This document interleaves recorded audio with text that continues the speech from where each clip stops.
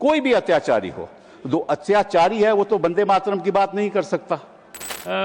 माननीय सदस्य श्री कपिल सिब्बल जी। Thank you very much अध्यक्ष महोदय कि आपने मुझे मौका दिया इस चर्चा में भाग लेने का। बहुत कुछ बातें सदन में ऑलरेडी कही जा चुकी हैं, तो मैं दोहराऊंगा नहीं, कुछ चंद बातें आपके सामने रखूंगा। पहली तो बात यह है कि जो वंदे मातरम का हिस्टोरिकल कॉन्टेक्स्ट है उसको हमें समझने की जरूरत है। आनंद मठ लिखा क्यों गया था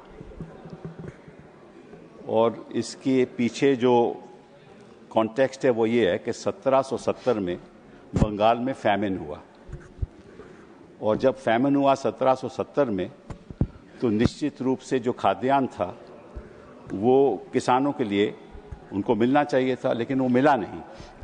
और जो कॉलोनियल सरकार थी उन्होंने वो खाद्यान्न खुद अपने ट्रूप्स के लिए भेज दिया, और जो होर्डर्स थे वो अपनी खाद्यान्न को होर्ड करने लगे, प्राइसेस बढ़ गई, तो 10 million people in Bengal died in the famine. That is the context in which Anand Math was written.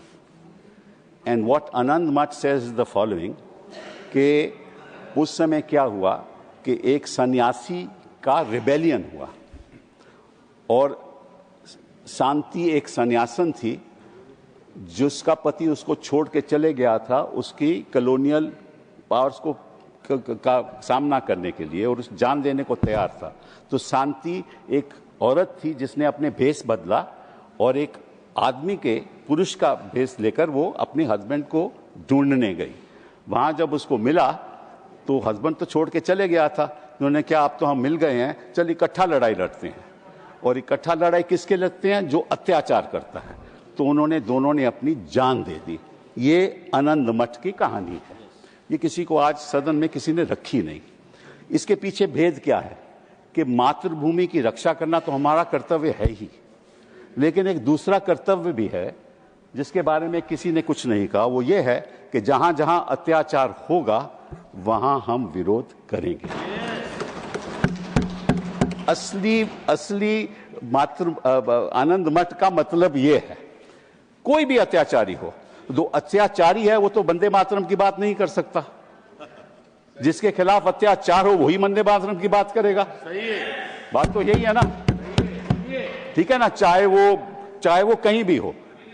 और मैं आपको एक और बात बताऊं, बड़ी इंटरेस्टिंग बात है कि एक अंग्रेज था हेनरी क्रेक, 1937 में उसने ये बोला, जो हमारे स्वतंत्र सेनानी थे उनके बारे में ये बोला, बोले Vande Mataram has been literally the war cry of the terrorists.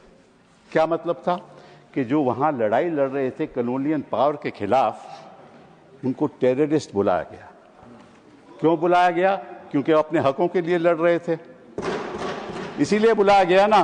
तो आजकल के जो हमारे छात्र हैं वो टेररिस्ट हो गए हैं, हमारे जर्नलिस्ट हैं वो टेररिस्ट हो गए हैं, उनके खिलाफ यूएपीए ये चीजें लग रही हैं ना।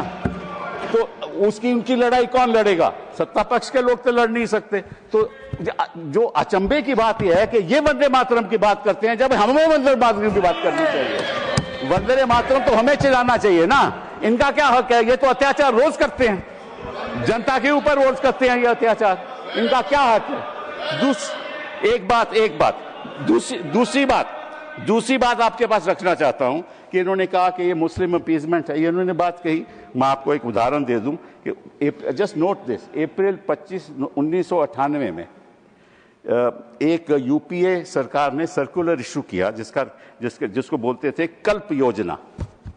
एक सर्कुलर इशू हुआ था, उसके बारे में ये कहा गया कि हर स्कूल में, हर गवर्नमेंट एडेड स्कूल में ये गाना गाया जाएगा, वंदे मातरम। वाजपेयी जी प्रधानमंत्री थे, वहां बड़ा बवाल हो गया और वहां बच्चों को स्कूल से बाहर कर दिया। तो वाजपेयी जी को जब नवंबर में वो उत्तर प्रदेश गए उनको पता चला ये क्या हो रहा है, तो उन्होंने दिसंबर 3-4 में मीटिंग बुलाई और ये सर्कुलर वापस लिया गया। ये इतिहास की बात है। उस समय कोई मुस्लिम अपीजमेंट नहीं थी। वाजपेयी जी ने समझा कि हम विवाद की राजनीति नहीं करना चाहते, और उस समय मालूम जो मंत्री था, जो बेसिक एजुकेशन का मंत्री था, वो रविंद्र शुक्ला था। तो मैं आपको उसका नाम भी दे देती हूं कि इसका क्या मतलब है। इसका मतलब ये है कि जो वंदे मातरम है ये मातृभूमि की रक्षा के लिए भी है, लेकिन अत्याचार के खिलाफ ये हमारा हक भी है। संक्षिप्त करिए, समय हो गया। हमारा मानव अधिकार है कि जहां जहां अत्याचार होगा हम उसके प्रति प्रोटेस्ट करेंगे। 2 मिनट। नहीं, अब सभी के साथ एक सा है और अब मैं सोचता हूं कि आपको बहुत सारे लोग सुनना चाहते हैं। आप एक विद्वत मुझे बात करनी, लेकिन आप कम समय आते हैं इसलिए कम लोग सुनते हैं। धन्यवाद। Allow me sir. आपकी पार्टी के पास समय नहीं है। महाराजा संजा ओबा sir 1 minute.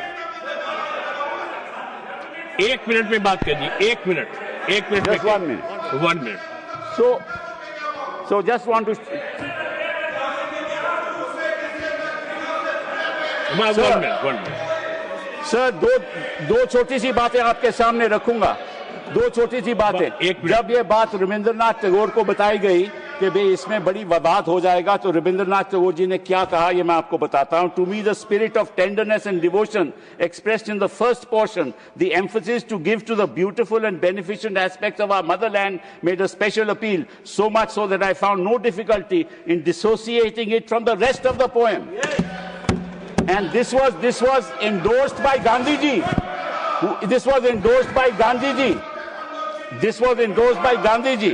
He said this was endorsed by Gandhi ji, and Gandhi ji said it is an anti-imperialist cry. It had never meant to me that it was a Hindu song or meant only for Hindus. This is what Gandhi ji said, and he said these are evil days that have come in this country. So the point is, sir, the point is just one sentence, sir. One sentence. This was a movement against the partition of Bengal. Now you are partitioning the minds of this country. आप बोलिए। आपकी बात